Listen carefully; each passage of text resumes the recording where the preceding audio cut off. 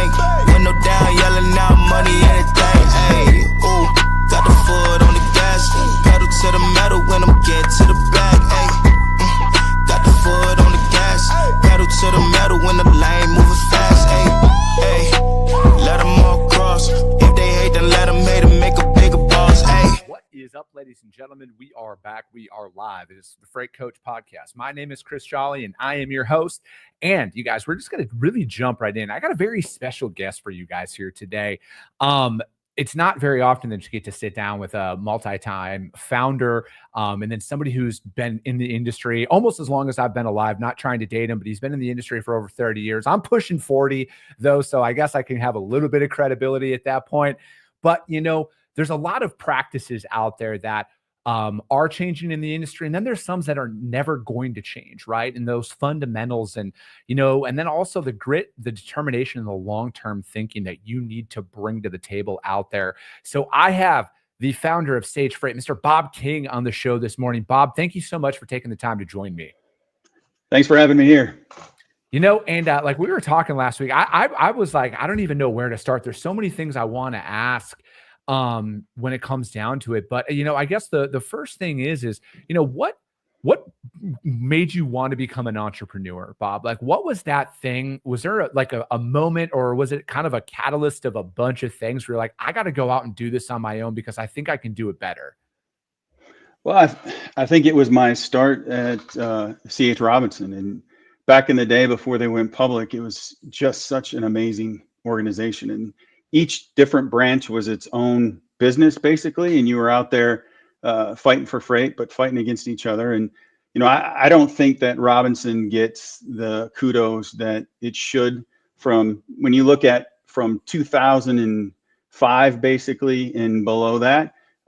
Their stock was traded at incredible levels. The people who were running that organization, Greg Govan, Sid Verdorn, Barry Butso, you know, Mark Walker, Jim Best. I have some really amazing people on my board that were for Robinson. It was a different culture. What do you think that there's, you know, speaking of big business and, you know, when you're out there trying to build a big, is there a point where it gets too big, where you feel like those tangible things that kind of got you up and running, you know, building up those customer loyalty, the employee loyalty? Do you think that there's companies that it reaches a point where it loses that? Yeah, I think, you know, we're all building a business to try to get away from a bureaucracy only to become a bureaucracy. And that's really what the fight is, and how your leadership team is, and how you communicate, and the way that you value people or not. And I think that that's the challenge. The footer or the foundation of Robinson is probably not there anymore with all the different changes in leadership. But I fight every day. My job is to make sure that my culture is maintained, and that's the number one thing. Our team members are the number one thing. How have you really had that be your focal point when you went out there and you started Sage Freight? You know, like, I want to go back to the early days there of, you know, back when you guys decided to go out and go on this venture. What was some of those early challenges that, you know, you faced right away, where it kind of shaped how you were going to establish your culture today? Well, I think it comes from when I started Cavalry Logistics in 2005, and I got to, you know, I sold it in 10 and got to see how corporate America can change an organization. And when we started Sage in 2021 of October, we had over 30 people come from Cavalry. And so that footing, that yeast that was there, that incubator, I mean, they knew how we operated. A lot of those people were driving the culture there, and that entrepreneurial spirit, but also, you know, grinding and knowing that this business is really, really tough in the beginning. Mm-hmm. Talking about the beginning there, what were some of those early challenges? Because, you know, I see a lot of this stuff, Bob, on social media where it's just so easy, right? Like you and I were kind of talking about this when we had, you know, originally chatted. Like, as somebody who, you know, I've only been self-employed for 5 years now, right? Like, the only thing I'm very, very confident in is how little I know at this point when it comes to like building a business long-term and really what to expect out there. But you scroll on social media for 5 seconds and you instantly feel behind, because clearly everybody's got to figure it out. Everybody's making $1 million+ a year. They all have yachts and everything else out there. But, when we had originally chatted, you were talking about like your sole focus when you went out and started Sage. So like what was that when you're going out there and really trying to get your business off the ground? What were some of those early hurdles? The biggest thing was trust. And we had to have the carrier community trust us. We had to have the banking community trust us. And then also customers. I mean, my first 6 months, I was calling different funding organizations, trying to make sure that they understood who we were and that our team came from Calvary and all the success we had there, and sending them my business plans. I mean, RTS and giants like that, you need to have on your side in order to move the business forward. And, capital constraints are always difficult in a bureaucratic society or world. And when we operate and I'm using somebody else's money, I've got to deal with the politics. If I'm starting my own business, I got to deal with the fact that I'm on the line for $20 million personal guarantees. Those things are scary, and they change the way that you approach business.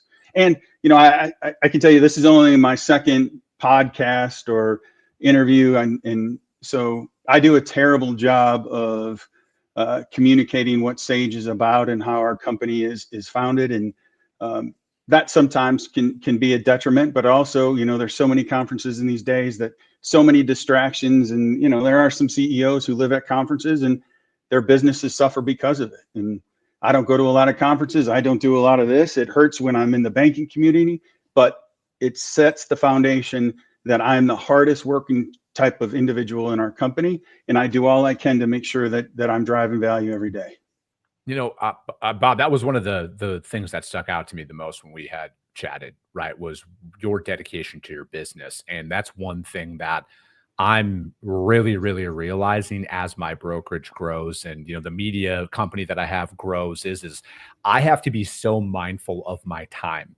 Like, my time is everything, and it has to be 90% of my time has to be on revenue producing activities at this stage inside of my business, right? Because like, I had no customers in either of my companies that I've started, right? I had zero revenue guarantee. I had zero anything. I've had to literally build everything up day one, dollar one. And I see that out there where it's like, I can't go to all of these shows. I can't do a bunch of these things because like, I have to be there when that opportunity falls into my lap. As you know, when you start your business and your brokerage, like, getting those customers and then, getting them as one thing, but then growing with them as an entire different ball game. And you have to be present in that. And I think, like you said, have $20 million of personal guarantees. I don't think people actually understand what a personal guarantee is on a loan, right? That means Bob King is liable to pay back $20 million himself, not the business. And this is if anything goes wrong, which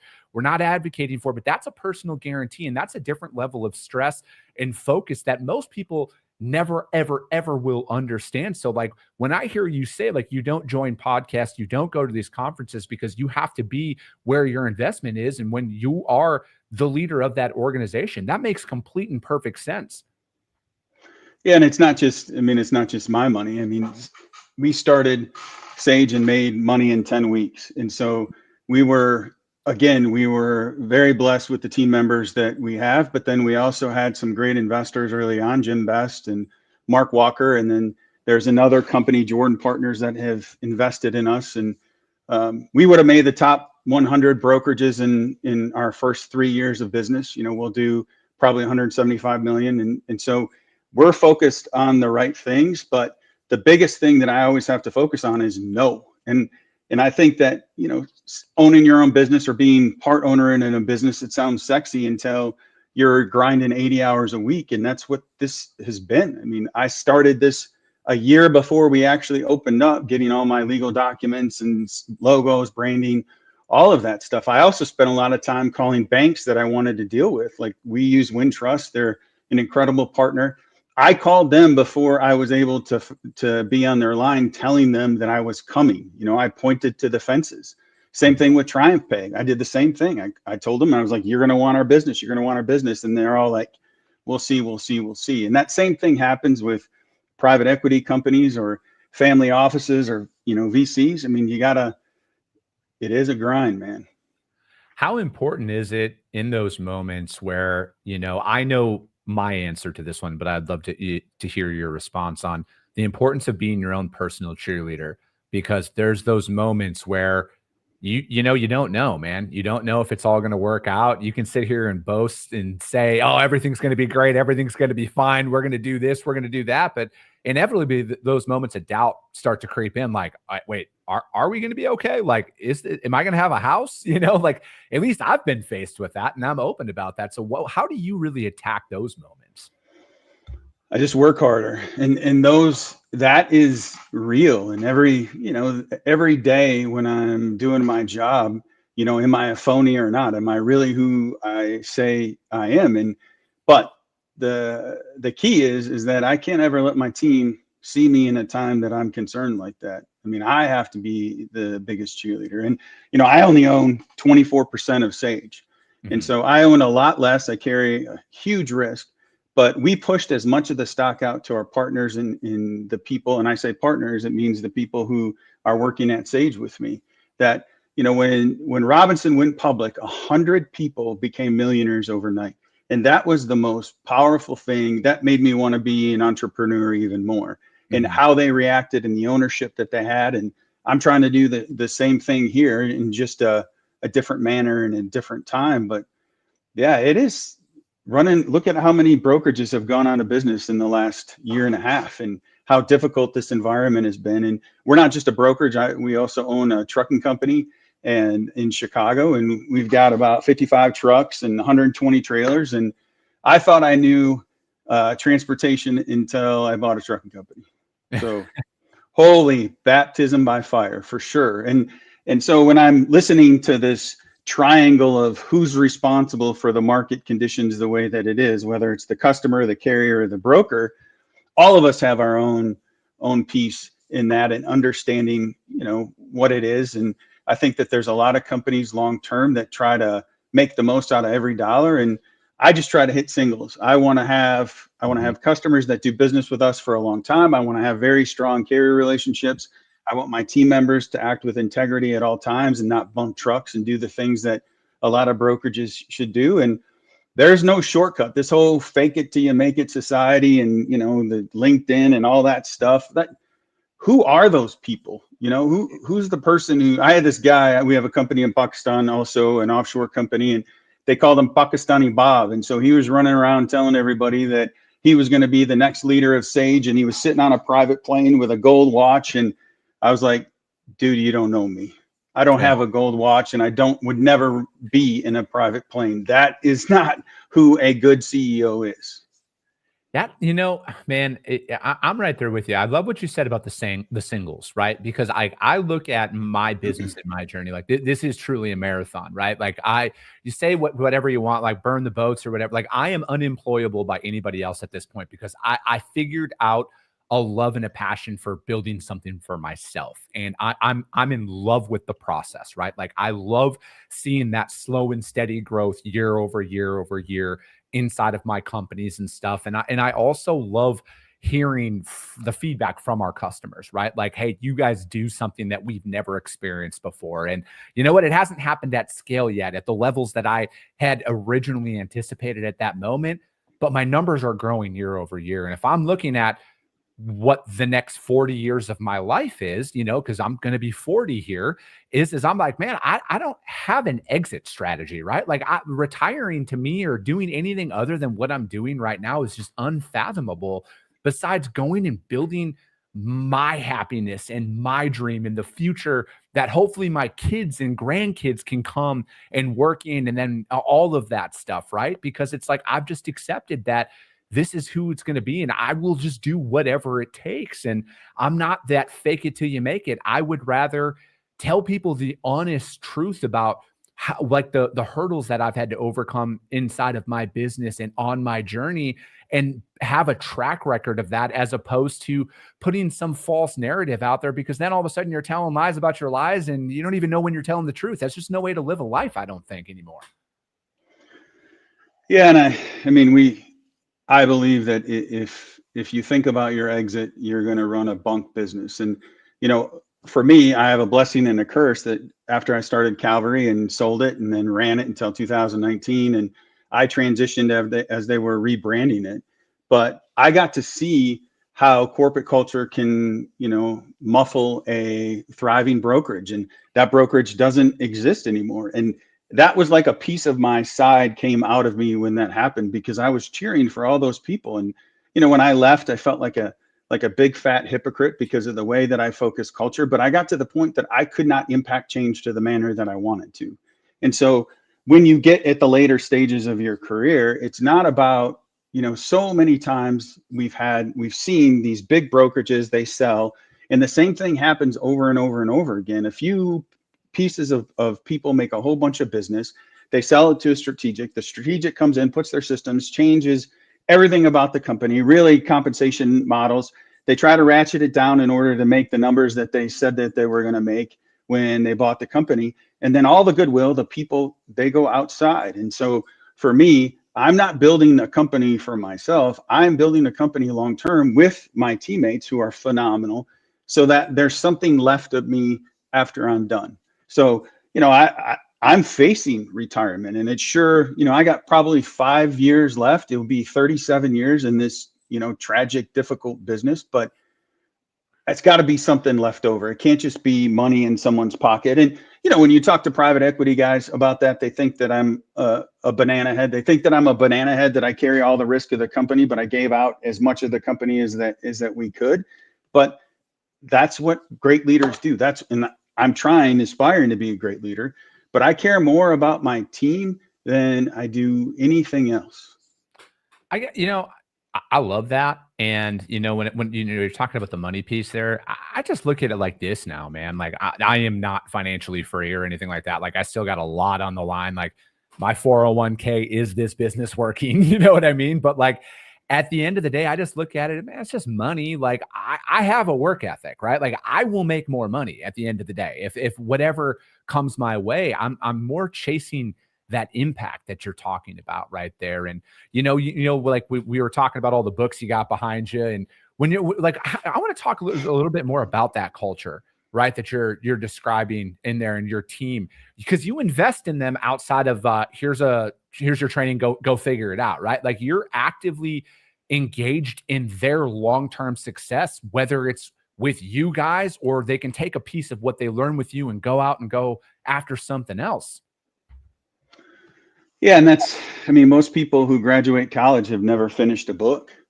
And so when you look at how the industry's changed, and, you look at Convoy and Next Trucking and some of these organizations that take hundreds of millions of dollars in order to build this big thing, what they've forgotten is the importance of leadership. And that in most senses and most companies, it's dead. And most of us who are running organizations or departments, we tend to spend a lot more of our time on people who aren't hitting their KPIs. And that's the exact wrong thing. I want to spend my time identifying who are the Pareto people, who are the top 20% of the company.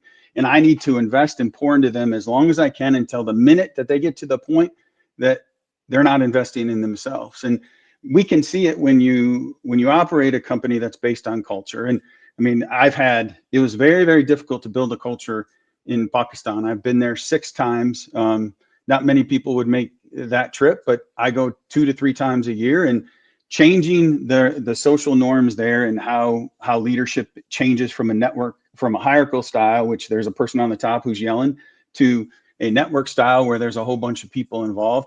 I didn't do it alone. I had all these other people that came with me who have read the books. I would hope that people who worked at Cavalry or work at Sage stand out. I would hope that my legacy is showing in the people that are in the market and think like me, because sooner or later, the market's going to twist back to where transparency and vulnerability and people who are, sacrificing for their team, that is what we're going to need as the market changes back. Because robocalling, robotexting, you're not going to build relationships like that. It's about how you build people. And so we're hiring folks who come out of college, who have never been yelled at, really, who deal with most of their, breaking up and things that are going on in their personal life based on fake it till you make it and social media and all those kind of things.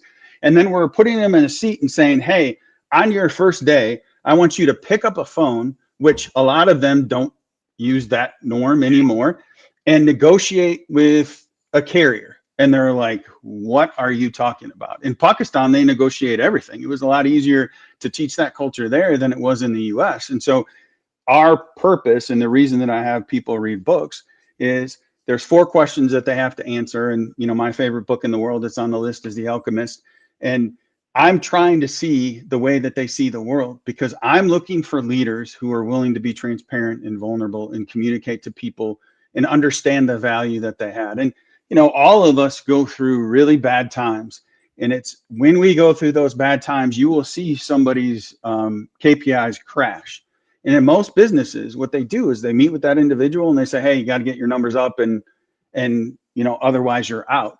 They're missing the chance to build long-term security and loyalty for that person by saying, hey, what's up? The most important question that I tell my team they can ask every day is, how are you, to the people around them? And this industry, man, it is rough. It's a grind. And so back in the day when we were all working the desk, and for me, that was early 93, it was a different world, but it's right back to there. And yes, you're booking on apps and online and chats and all these other things, but it's going to swing back. It is going to be an environment where we have to pick up the phone and talk to people again.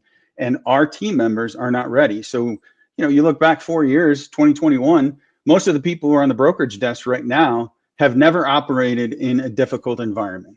Mm-hmm. So turnover is 30 to 34%. And then the average timeline in transportation is 5 to 7 years. Mm-hmm. So when you're thinking about that, people who are really good at their job normally get promoted. And so companies tend to promote the wrong people. They promote the wrong ideas. And as people are filling out book reports for me, I have a timestamp of who they are trying to be. And I can tell whether they're, ChatGPT and that, and didn't put any value or volume in it. And I compare their book reports versus another candidate, and we make a selection in who they are and how they've grown through this process. And that's why we grow.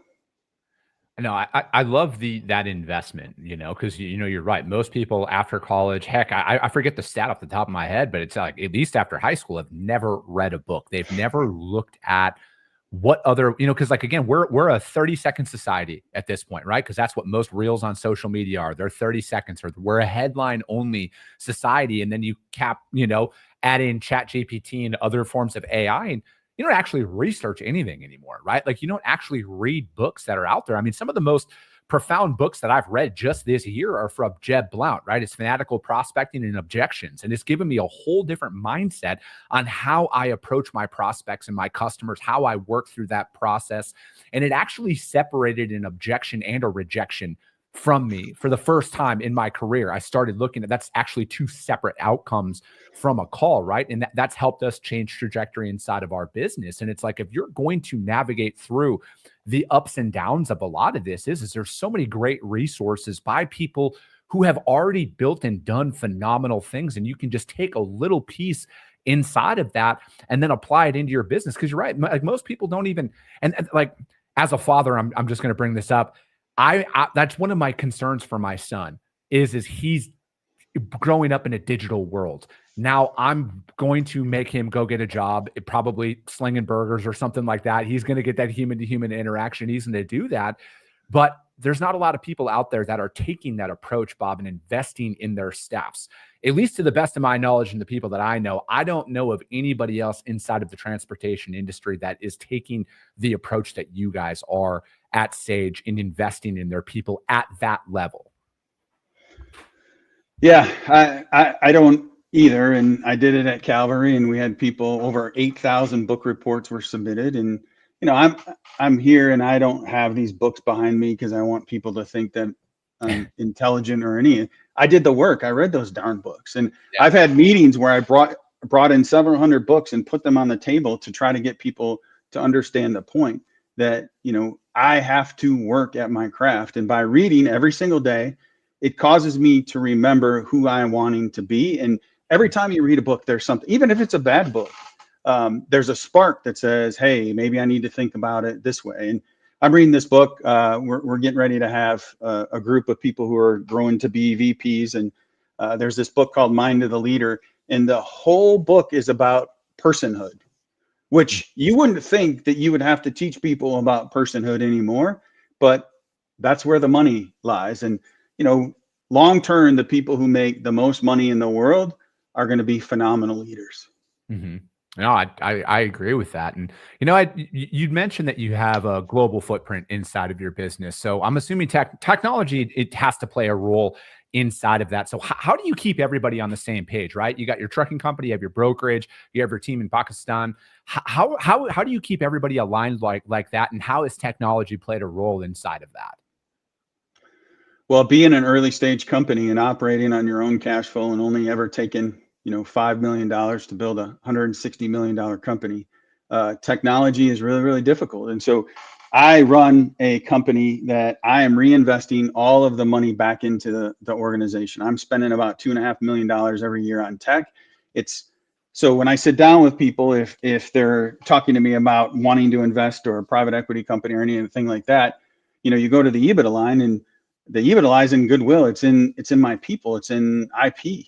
And so tech is huge. And we've had to go backwards in technology, change platforms, because we're developing all the things that help my teammates be better, faster, stronger. So technology, in my view, it's a robo-suit. It makes people more effective. It does not remove the person. And I think that companies who have tried to do that have missed out. And when Convoy came out and said we're going to revolutionize the industry, I don't think that they knew that there was pioneers from Robinson and backhaulers and all these different companies who did a lot of the simple stuff. Mm-hmm. And so it's hard. In our trucking company, we've tried to make sure that it's sitting on the outside because we want it to have its own culture and individuality. We're very tight with Sage PK. We got 130 people there, and so how you group those folks and how you create a culture that people can communicate readily. And in Pakistan, there's different challenges than there are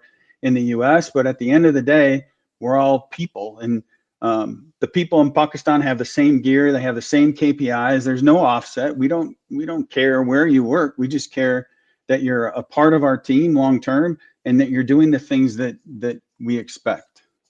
How do you choose what technology to invest in at this stage in your business? So like, what are some of those things? Because there's a lot of stuff out there at any given moment just coming at. I can only imagine what you see or your company sees on a day-to-day from a tech standpoint and opportunities. What are some of those intangibles that you think that are like, yeah, this is going to be here, this is where you should invest in? Well, as soon as we started the company, I spent like $500,000 on a TMS aggregator. So it was money that was really difficult. Anything around rating and proprietary information, new brokerages just need to thrive on that. So yes, there's a lot of systems that are coming out, and everyone thinks that an API connection is technology. That's not it, because you have to figure out what your processes are and then how you develop that role. So we operate differently than other companies, and we operate in module-based technology growth. So I look at a new platform and I say that platform needs to do 5 things. It doesn't need to do 500 things. That's where people get off. Just do 5 things. What does an account executive need? What does a carrier sales rep need? What does a salesperson need? And when you identify that, then you thrive. And we're also in an environment where customers are a lot smarter, carriers are a lot smarter. We're all smarter and have, a lot of it is a week prior of information and rating. And so those who can dial in on rates and how the market fluctuates day to day, those are the people that are going to win. It's not just girth and getting a whole bunch of calls out there and trying to whittle it down. It's that, but it's also understanding how you keep all that rating information in.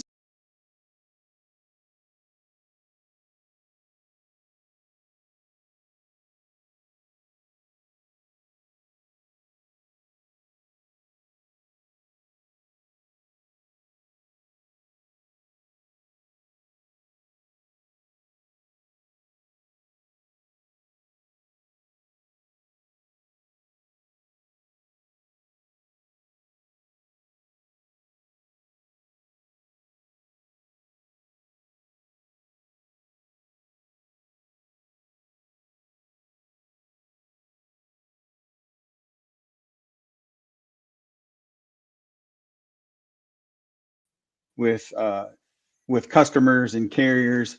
And I think that's where we are. None of us are doing anything that's crazy. It's just, how are we building our mousetraps that's different? And there's so many good people in transportation. There's so many strong young people like yourself who are growing, who are giving it a good word. And we just need to be nice to each other. Now, I appreciate that. And I agree at the end of the day, man. There's nothing I'm doing is proprietary, and I try my best to put as many best practices out there as possible for people to follow and what I've learned out there in my career. But that will be it for today, ladies and gentlemen. As always, if you got value in what you heard, subscribe to the show. And if you're feeling really ambitious after this one, which you should be, rank the show on iTunes and Spotify, because if you saw value, chances are your network's going to see value as well. I appreciate you guys. I love you guys, and we'll be talking to you soon. Came back with a bang, window down, yelling out money, anything. Hey, ooh, got the foot on the gas, pedal to the metal when I'm getting to the back. Hey, got the foot on the gas, pedal to the metal when the lane moving fast.